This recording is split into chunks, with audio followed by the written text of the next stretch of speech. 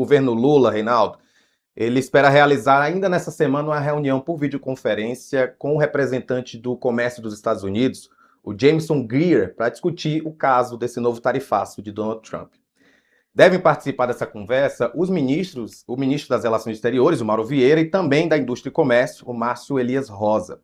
A ideia é que essas tratativas sobre questões tarifárias sejam conduzidas pelo grupo de trabalho, como havia sido acertado naquela reunião de 7 de maio na Casa Branca, entre os presidentes Lula e Donald Trump. Na quarta-feira da semana passada, o Vieira conversou com o Greer à margem da reunião ministerial da Organização para a Cooperação e Desenvolvimento Econômico em Paris. O integrante do governo Lula disse o seguinte sobre esse diálogo que teve com eles. Abre aspas. Conversamos. Ele disse que estavam tendo ótimas conversas com o Brasil. Eu disse que é do nosso interesse manter conversas, sobretudo depois dos anúncios, dos laudos, dos relatórios finais das duas investigações sobre a Seção 301. Ele disse que estava pronto para continuar a conversa e que sempre o diálogo tinha sido muito bom. Fecha aspas.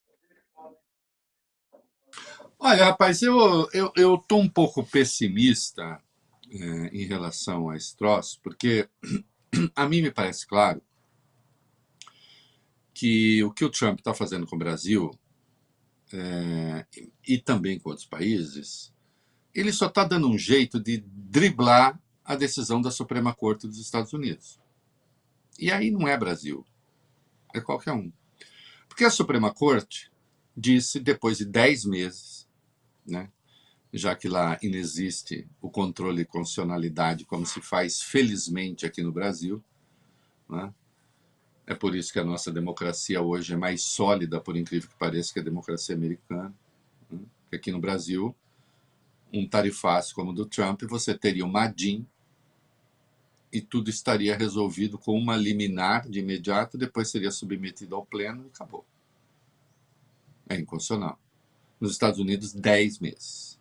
Depois de 10 meses, a Suprema Corte diz é inconstitucional. Ah, inconstitucional. Tá. Aí o que o Trump faz? Ele recorre à seção 301, porque a seção 301 permite essas punições unilaterais com base em supostas assimetrias comerciais. E isso não passa por Suprema Corte, porque isso é considerado ali uma coisa que se resolve na esfera da diplomacia comercial. Né? Então, vem os 25% sobre um pedaço dos produtos brasileiros, até pequeno, coisa de 21%, a recomendação, né? Vamos ver se vai ser aplicado. E o que me preocupa aí é que os argumentos são rigorosamente os mesmos de há um ano, não mudou nada. Há um ano, quando o Trump determinou, naquela mesma carta que falava do Bolsonaro, falava, e agora eu quero que o Escritório de Representação Comercial abra uma investigação com base na seção 301, a carta do dia 9, a abertura foi feita no dia 15 de julho, que é o prazo agora, um ano exatamente para ter a decisão. Os argumentos rigorosamente os mesmos.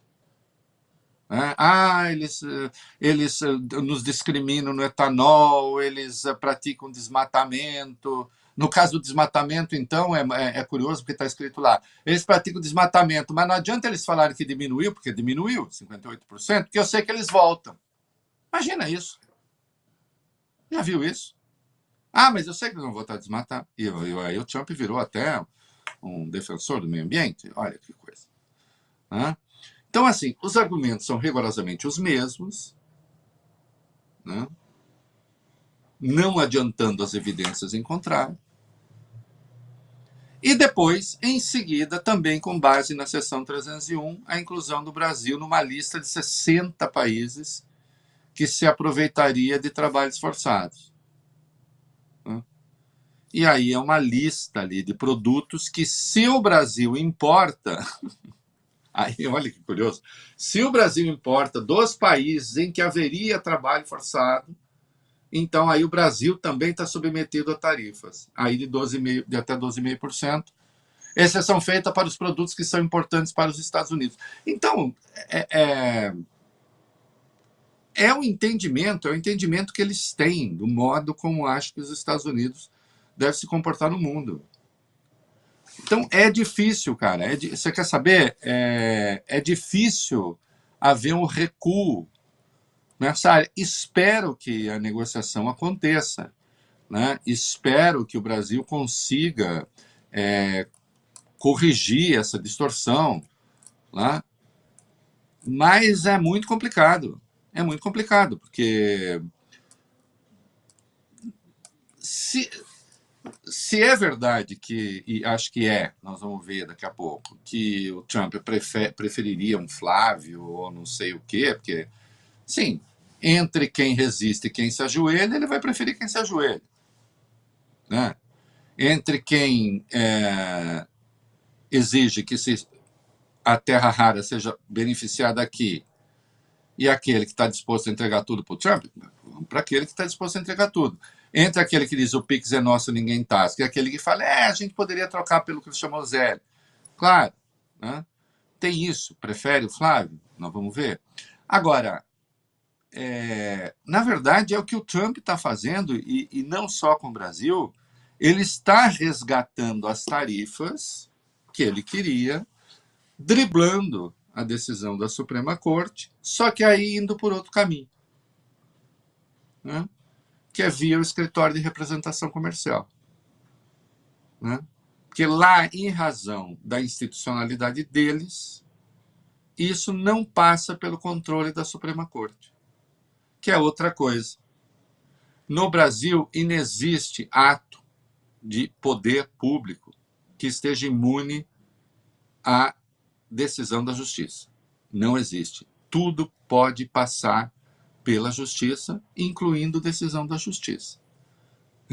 E aí é o Supremo que tem a última palavra de interpretação sobre a legalidade das coisas, né? Porque apelando à Constituição, né? Quando é o caso. Mas não existe decisão aqui imune à intervenção da justiça. Nos Estados Unidos, sim. É por isso que no livro Como Salvar a Democracia, né? Que no caso, Como Salvar a Democracia Americana, o Steven Levitsky e o Daniel Ziblatt, num prefácio feito para a edição brasileira, evidenciam por que a institucionalidade brasileira é a institucionalidade americana. Olha, veja você, hein? A gente tem pororoca, né?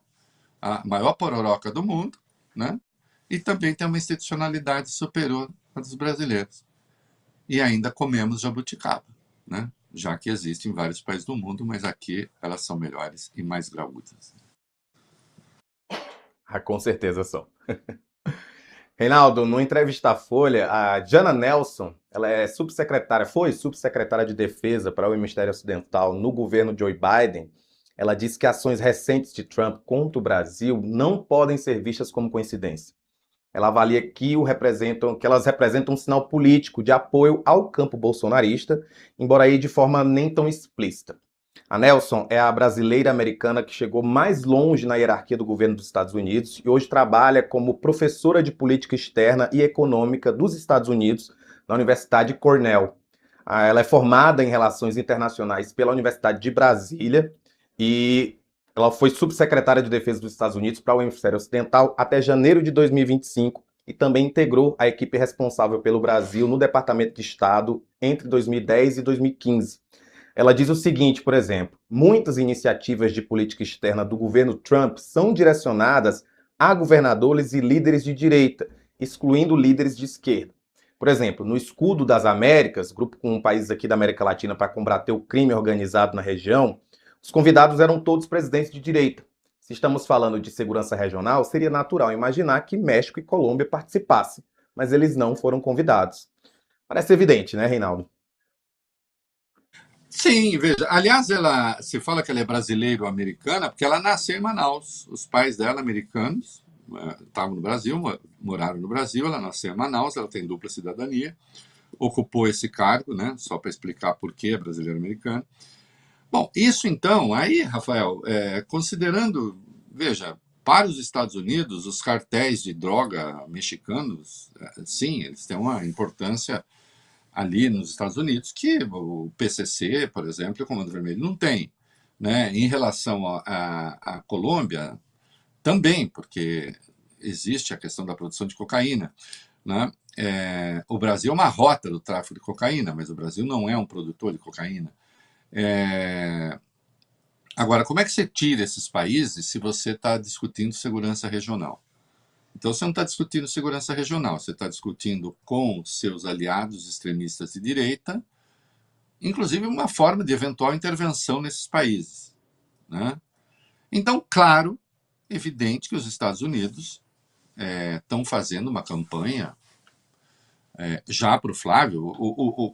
Aquela foto que o Trump publicou, né, com o Flávio, aliás, no dia em que ficou claro que eles vinham com tarifários que queriam o Pix, foi sensacional. Né? Agora, o que eu tenho de fim é que o Trump apoiou candidatos no Brasil lá atrás. Né? Brasil, Hungria, Romênia, Itália, para primeiro-ministro, no caso, né, o Giuseppe Conte. Na Austrália, no Canadá, perdeu. Né? Espero que aconteça. Né? Ganhou Polônia e Argentina, com aquele palhaço lá na Argentina, governo argentino. Argentina que vive uma crise hoje terrível. Né? Enfim, está dando tudo errado. Né? Aquilo que tanto excitava os liberais brasileiros. Eu escrevo um texto hoje dizendo que liberal no Brasil, olha, é quase um crime de lesa humanidade. Né? Nós já tivemos liberal aqui no Brasil, em 63, que chegou a dizer que se o Brasil fosse se tornar comunista, os Estados Unidos deveriam recorrer à bomba atômica, veja você. Né? Isso é verdade. Dono de jornal, olha só. Então, enfim, né? Isso não há dúvida de que o Trump gostaria de ter um sabujo aqui. E o sabujo já se ofereceu.